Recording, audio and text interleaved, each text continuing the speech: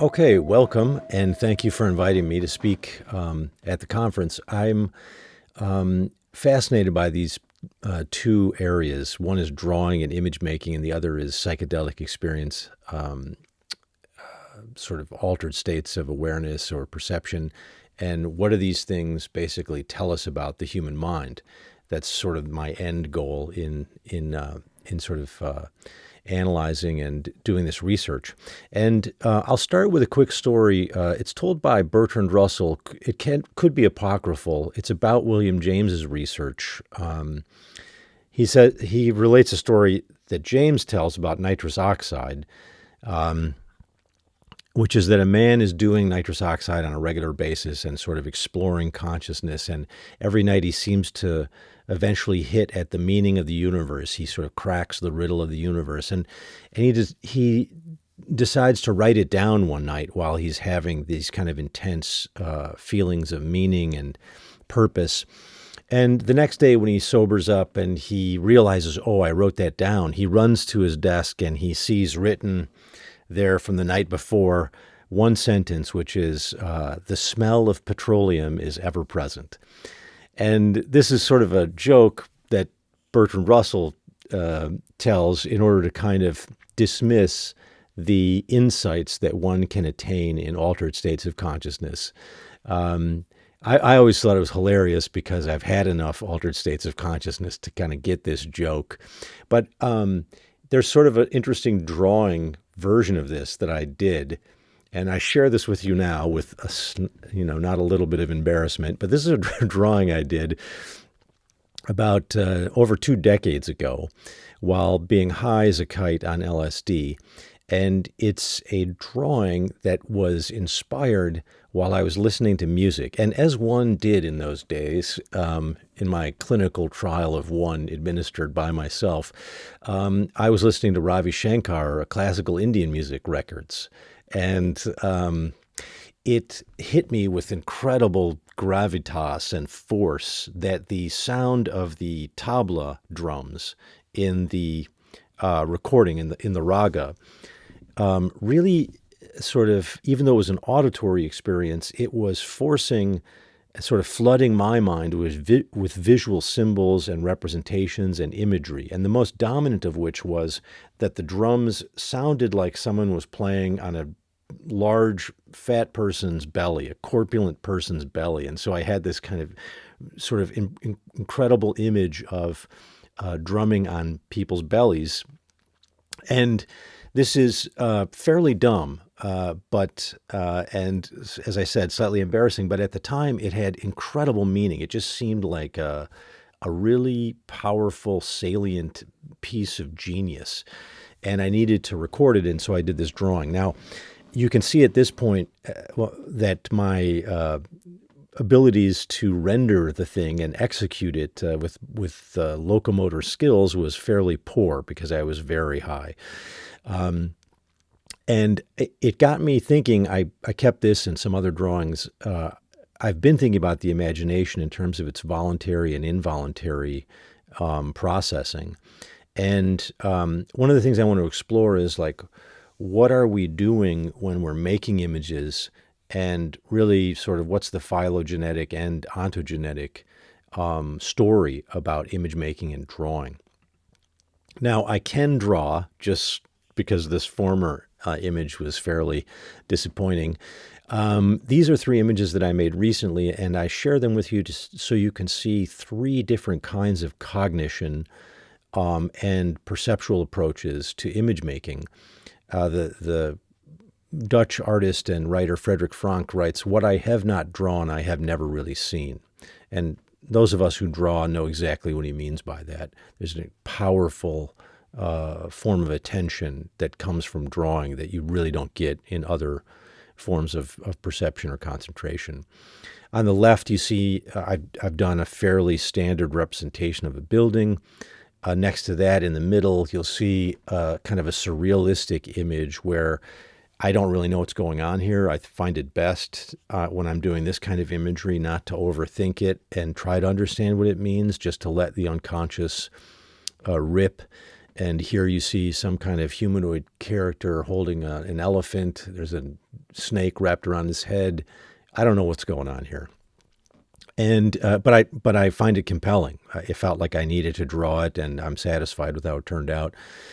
And on the right, you see a non-representational image where there is no attempt to represent an external object. At the very most, I'm exploring form, but I might also be trying to explore emotional or affective states through a kind of introception. So these are the three basic types of drawing. And here's a kind of, simplified cognitive map of what we're doing when we engage in this kind of representation. What you see on the top there is actually, when you're drawing a still life or objects out in the external world, you're basically employing your perceptual faculties and then the logic of representation. I'm going to talk a little bit about the logic or the grammar of drawing. I believe there is a deep grammar to it, and while there's been a lot of work on language and propositions by people like Chomsky and ever since Chomsky's work, less has been done and more needs to be done on drawing. And of course, the motor conditioning, and all this is woven together in the brain. I mean, the matching vertical associations between visual perception and your hand is really amazingly complicated. And Cecilia Hayes has been doing work on this lately. Basically the creation of mirror neurons. The second image you see there in the middle is a guy drawing a kind of a hydra, a seven-headed hydra, looking at a fish. And I drew this because I was thinking about Leonardo da Vinci's advice. He said, look, if you're going to draw a monster or a fantastical creature that doesn't exist, the way to make it compelling is to make sure that some of the details are extremely realistic. Some of the features are very naturalistic. So when you draw a seven-headed hydra, make sure that the scales of the creature are sort of like an aquatic animal, like a fish or a snake or something. So you want to do a close interpretation on some things, even though the overall image is fantastical and doesn't exist. That gives you a really great drawing. And here, in addition to perception and the logic of representation, you've got the imagination in full play. What is the imagination? We don't have time for me to sort of explain my theory. I've written a book called The Evolution of the Imagination, which is available. But for our purposes, it's the combinatory, the hybridizing of images, sensory images stored as memories. And this is just the one that's relevant for us in terms of drawing. And then the bottom one, there is no representational activity or direct attempt to convey what's out there in the external world, but instead a kind of maybe a Jackson Pollock type, purely abstract, non-representational drawing, which may or may not be an attempt to convey affective internal states. It may be a kind of interoception or maybe an exploration of form or line itself. Now, these images you're looking at here are from Three Rivers Petroglyphs in New Mexico. And I took these pictures when I was hiking there. You can see these pretty easily with a short hike, maybe a couple hours. And it's wonderful. It's several hundred of these images. They're absolutely astounding because you can see what they are for the most part, or at least in general sense. You can see that these are quadruped animals. But also they're just beautifully stylistic. And it's the kind of thing that you or I might draw. And yet the fascinating thing about these drawings is, we could look at drawings in Lascaux or Chauvet or something like that, the cave paintings. But what's great about these images is that these were done possibly 500 years before Columbus or Europeans arrived in the New World. So they have no connection whatsoever with the European or even the Egyptian, the Greco-Roman pictorial traditions. They're not derived in any way. They're not drawing upon those pictorial representations. And it raises this very interesting question for me about what is native or what is innate in terms of drawing. Because it's not at all obvious how you take a three-dimensional creature like a sheep or a buffalo or something and interpret that, which is not made of lines. I mean, it really isn't. It's made of values and colors. But how do you interpret that into line work? That is not obvious and not, I would argue, it's either a sign of a very high level of cognition or some kind of innate image grammar that we have. So that's something to think about in terms of the phylogeny, the phylogenetic, the evolution of image making. And it got me looking at the literature on the ontogenetic development of individuals, of humans. How do we learn to draw? How does it develop? What are the basic sort of moves? And there's not enough work on this to my mind, but there's some. And here's an example. We've got a number of studies that show a similar patterning. At the earliest phases, kids engage in what's called shape making. And shape making is, just as you can see here, you get a crayon in your hand and you start moving it in a kind of motor, muscular sort of activity that's pleasurable for the child and produces this kind of imagery. The imagery itself is also quite enjoyable, I think, to look at. Very abstract. Chimpanzees do this and enjoy it. There have been some chimps that do it to such an extent that you can barely drag them away. And even for food, they'll forego food in order to do shape making. Then kids evolve a kind of image making called tadpole human drawings, and this is cross-cultural work. This is not just Europeans. This is the same in Asian cultures, in Western cultures, in the global North and the South. Kids will do a kind of head shape with two eyes and a mouth, and then the rest of the body just looks like a very sort of neglected appendage of some kind or series of appendages. And we don't know if this is an attempt at realism or an attempt at iconography in kids. We're not sure. Then on the right-hand side, you see a cup, and what's kind of fun about this example is that what happens, it shows you the sort of interplay between concepts and percepts. If you look at a coffee cup, for example, you'll see that it essentially is a conical shape. It's very hard for a kid to get this kind of perspective. That's three-point perspective, even that painting that the kid did, and that's very hard to do. Most kids will draw things straight on, and when they draw a cup and they see that a cup has a handle, ever after they will draw a cup with a handle on it. If you can't see the handle, like if you turn the cup like this and you cannot see the handle, doesn't matter, a kid will put the handle on there anyway. Why is that? Because in a sense, there's a sort of developmental stage of drawing which is much more conceptual than it is perceptual. And it's only a certain kind of kid who, after a certain number of drawings, begins to go, I'm going to repress my conceptual my desire to conceptually supply the handle, and I'm actually going to draw what I see, which is no handle because the cup is turned. That is a level of sophistication that a lot of people just never get to. Okay, now, what is the artist doing? They're engaging in a logic of image making. There is a deep grammar, I would argue, of image making. It includes all of this stuff and probably many other features.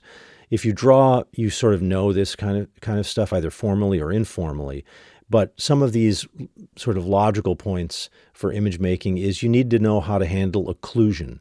What does it look like when one image is on top of another image in terms of figure ground, in terms of objects? This is not easy. It requires shading and an understanding of how to represent it. Otherwise, you don't get three-dimensional appearances. You need to handle foreshortening, which is very difficult to learn and to master. Linear perspective, that is a deal breaker, I think. In fact, here's my analogy. You know how like many kids, I don't know what the number is, but let's say it's hundreds of thousands of kids learn piano by a kind of Suzuki method by ear when they're little. And then you start introducing a musical notation to them slowly, and they begin to understand the system of musical notation. And at some point in their development of playing the piano, they're in front of a piano and somebody has placed, a simple piece by Beethoven in front of them. And this is sort of This is a funnel or a sort of a hurdle that's very, very high for a kid to get over. What happens is a few kids get over this hurdle. And so on the other side of this hurdle are a handful of kids who grow up and know how to read music and play Beethoven. And on the other side of that hurdle is that sea of kids who can say when they grow up confidently that they once played the piano. And in a way, linear perspective is like that. If you don't learn it, you will always do a certain kind of naive or rudimentary drawing and never be able to represent things in a realistic fashion. And that's fine. Maybe you don't want to. I'm simply giving some important benchmarks here. I'm not going to go through all these in detail, but suffice it to say that every human being starts out being able to draw. It's like 99% of kids can draw, but a tiny fraction. Some people, we don't know what the figure is. Some people put it as high as 5%. Some people put it down around 2% of the population can really draw artistically. And that's an interesting story. Why does that happen? I think in large part it's because when you need to ramp it up and develop your drawing skills at a much higher level with a great deal more discipline, it's exactly the time when your language skills are basically arriving on the scene, and they are becoming a much more influential form of communication. So not only are you speaking and listening better, when you're like 5 or 6, but you're also learning how to read and write. And so what happens is language, my own theory is that language comes along and pushes visual literacy, under the bus, so to speak. All right. Now, here's the probably the biggest study of drawing and psychedelic substances. And this was work that was done by Oscar Janiger starting in 1954 and going up to 1962. It's unclear about when the study exactly ended because it wasn't a particularly formal clinical trial or study. It was a very informal structure where people would come to, I think it was his house in California, and drop acid.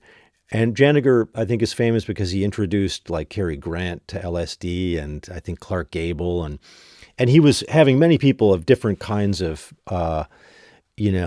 backgrounds come and do the drug and then talk about their experience afterwards. 30 days later, you would sort of fill out a questionnaire that had, qualitative self-report essays and so forth. And he sort of focused some of the work on artists in particular. Over 60 volunteer subjects with visual art training participated over the years. So each artist drew the sample artifact, which was a Pueblo Indian Kachina doll. I'm going to show you that in a moment here. They drew it before and after taking LSD, and the dosage is there, as you can see on the slide. After this, the artist subjects filled out these reports and surveys, as I said, and then this is sort of interesting additional component to the study. This was followed by objective art assessments of stylistic aspects by art history professor Carl Hertel using a table of 56 evaluative criteria. So he sort of looked at the imagery with, in a sort of blind way using this table of 56 aesthetic evaluative criteria, and just sort of try to organize this stuff. What's, representational, what's abstract, what are the colors doing? And that's kind of an interesting aspect of the study. So here's the doll from Janiger's house that the artists would draw before and after taking LSD. There's a lot of this imagery available, and you can see it online. It's really fun. I've included this one because it shows a really dramatic transition from before to after LSD, because not all of the artists were representational in their orientation. Some started out as abstract and then just did a different kind of abstraction. But many of the artists who did this kind of representational work, where the anatomy is generally correct and the parts are generally in relation to each other in an accurate manner, just had a radically different stylistic change. And so you get these beautiful abstractions on the right-hand side. The color is very intense. It's very affectively charged or emotional. It's very powerful stuff. I like both kinds of drawing, to be honest with you, just in a very different way. But that kind of change turned out to be fairly common among the 60 artists who engaged in this. So aesthetic findings, most of the sort of most significant changes that come out of the Janiger study is that the dominant style changed dramatically. So again, somebody who draws something realistic, once on LSD, was not interested in doing that anymore, was much more interested in doing something very abstract and non-representational. Color changed dramatically. The quality of the lines, the quality of the textures. What were some of the common trends? On the right-hand side of the slide, you see increased fragmentation of forms. So forms get broken up in ways that you wouldn't ordinarily do and that they didn't do before the LSD. Enlargement of composition. This one actually strikes me as very interesting. So it's very common for people to draw in the middle of a page or, at the bottom of the page. And yet, most of these artists filled the page. The image would be actually bleeding off the sides of the page. I don't know what to make of that, but I find it very intriguing and I think important somehow. Intensification of color, you might imagine that. Dissolving of figure and ground boundaries, very important, I feel like, because the image then is sort of blurring the line between the foreground and the background and the figure and the ground. And this is happening, I think, subjectively, because the ego, when you're on LSD, the subject-object distinction is really breaking down as well. You don't know where you begin and end. And, of course, form distortions. Some of the two quick phenomenological reports, one by somebody who's looking at art and talking about that experience, and another by an artist talking about their experience creating. I'm going to read these quickly because I think they're worthwhile. The art appreciator says, "I felt I knew exactly what the artist experienced as he painted. As I studied the painting, I felt sure that I had captured the artist's innermost thoughts. My color perception is now exceedingly keen. I'm beginning to see what Picasso sees. Artists get this kind of sensation. It's a Van Gogh kind of vision. Every flower, bush, and tree standing out in brilliance." And then another sort of report from that 30 days later after the LSD experience, here from the creator, him or herself, who says, "I believe that artists should have this experience to break through the barrier of adjusted feelings, to fling open visual, tactile, and emotional doors that get standardized, or set up standards of visual experiences of such intensity as to force the habit of creative and bold research. LSD speeds up change so that it can be observed. It intensifies and magnifies to show sources." I think sources here meaning sources of inspiration, sources of change. And here, just lastly, with regard to the Janiger research, I just include cognitive aspects. I don't want to spend much time on this because it's sort of the same in every psychedelic research study. The cognitive aspects generally shake out about the same. What are cognitive aspects? On the left-hand side, I just listed perception, logic and reasoning, affect or emotion, and then I included cognitive impacts, namely motivation. What are the things you find? Well, all this stuff on the right-hand side: hallucinations, anxiety, synesthesia, time distortion. In yellow, I'm sort of picking out two that I thought were particularly interesting for us, interested in drawing here: purpose and meaning intensification. I'm going to come back to that shortly. And then also aesthetic appreciation. People said things like, "I saw, for the first time, the poetry of nature." I think this is a very important point, that sort of isolating the mythopoetic qualities of nature, they really come to the fore in a psychedelic experience. So now let's jump ahead to contemporary work on this. And I'm sorry to say there's still not much work going on in terms of drawing, but there has been some. And here's a wonderful piece from 2022, "LSD and Creativity, Increased Novelty and Symbolic Thinking" by Isabel Wiesner et al. And in there you can find a great many other sources for people working on drawings, but as I say, it's not as many as one would hope. In this study, 24 subjects were administered either 50 micrograms of LSD or a placebo. And the problem with this study, which I otherwise really like, the problem with it, it's sort of trying to do a little too much. And the drawing component is really just a part of many other features of the study trying to isolate creativity. And as a result of that, it's not clean for my purposes, interested in drawing, but I do refer you to it. I'm going to include a few of their findings here. LSD increased novelty and surprise and decreased utility of responses, indicating that responses were more remote and non-obvious, but also chaotic and less useful. What does this mean?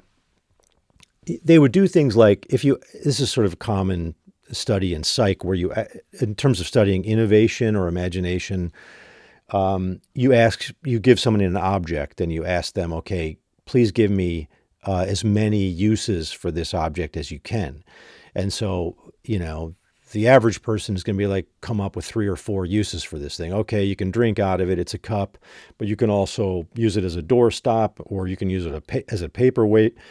But a really imaginative, innovative person will have many more functions or uses for the object. And what I think is kind of funny about this study is someone on LSD actually has many suggestions for how to use the object, but very few of them are actually useful or functional. It's just like, you can make a hat out of it, put it on your head, you can put it over your eye. It's not exactly like, innovative scientific thinking. It's not going to, it's not Thomas Edison stuff. It's really sort of more bizarre and fanciful and strange, but they can generate a lot of it. And so the finding says, considering that novelty is regarded as essential for creativity, while usefulness adds merely additional value, LSD provides a basis for creative thinking, but impairs further sophisticated processes of representation and evaluation. So just like my drawing of the drummers playing on the belly of the guy, it's a pretty bad drawing, but it's a pretty fun, creative idea, So that phase is increased by the LSD, but the execution and the appraisal or evaluation of imagery is sort of reduced. The notion of more chaotic or less useful thinking is in line with findings of LSD-induced cognitive bizarreness during mental imagery and chaos during mind wandering. Some of you will know that the dreaming brain and the mind-wandering brain seem to have very similar profiles in terms of the default mode network in the brain. There's some work being done now about psychedelic experiences and the default mode network as well. And so, but the jury's still out on all that. All right. So then I sort of, in my own way, tried to summarize this by saying that psychedelics seemed to activate transient hypofrontality. I mean, it basically shuts off this sort of frontal executive, agentive aspects of mind and loosens the tyranny of the task positive network, which also suspends the usual subject-object distinction in consciousness. So phenomenologically speaking, LSD, psilocybin, and DMT users report hyper-associative, unconstrained thoughts, images, and stories. In other words, magical and poetic experience. Now here's, we're closing in on the end here, but I want to bring this home. And sort of this is the most interesting stuff for me, I think. What did these recent studies show us about imagery? Well, the use of color in drawings was equal in terms of measure, like the same amount of color, the same kinds of colors, but when on LSD, the abstraction was stronger. So instead of like green grass, you'd find purple grass, or you'd find, instead of a typical skin color, you'd find, I don't know, like green or something. LSD increased symbolic thinking across modalities and tasks. Additionally, several anecdotal reports described psychedelics to induce a spontaneous symbolic level with symbols that could be positive or negative, historical, mythical, or religious. They comprise vivid images or complex scenes and influence figural creativity. So it appears that symbols become very important. So images as symbols are highly relevant. In the therapeutic context, you see that next paragraph, the penultimate paragraph. I'll just summarize that quickly. It's been thought that in therapeutic contexts, imagery can be used as a gateway to the unconscious. And the researchers of this 2022 study find that seems very promising, and that then in art therapy and in psychoanalysis, images should be used as gateways to the unconscious because they have a very strong, impactful sense of meaning and purpose and salience. So now here in the red, this is the part that intrigues me the most. On LSD, symbols that are observed and generated by the subjects are paradoxically less functional or useful, but simultaneously seem more meaningful. The extrinsic values of the symbol reduced as the intrinsic value increases. And so this is my way of saying it. Vivid images that seem dumb to our task-oriented purposive minds are not dumb or not just noise to the subjects. And this, I think, is very exciting territory because we don't really know what to make of it. Everybody who's ever done a hallucinogen knows this is true. And you have my ridiculous drawing here on the right again, which couldn't be more dumb, and yet at the time just seemed like some Einsteinian piece of genius to me. But the question I'm asking here in closing is, what's the adaptive value of involuntary imagination? Something that maybe Carl Jung would call pre-rational or irrational unconscious imagery play. And this is caused by the acute entropy of the mind-brain. I think many of us are now using this language of acute or increased entropy in terms of psychedelic experiences with regard to the mind. What's the value of it? What's the purpose? Some have argued that it increases mental fluidity and so forth. A great example, well known to many, is Auguste Kekulé's discovery of the benzene molecule structure in 1865. That image on the left shows that he had a daydream about the Ouroboros, which is an image that comes out of Egyptian, Greco-Roman symbology of a snake swallowing its own tail. And this suddenly gave him an epiphany about the structure of benzene. I don't quite know what my belly drum percussionists will provide me, what great insights and discoveries the belly drum percussionists will bring me, but I'm holding out hope optimistically for some genius maneuver in my near future. Okay, that's probably enough for now, and so I'll draw my formal comments to a close there, and I thank you.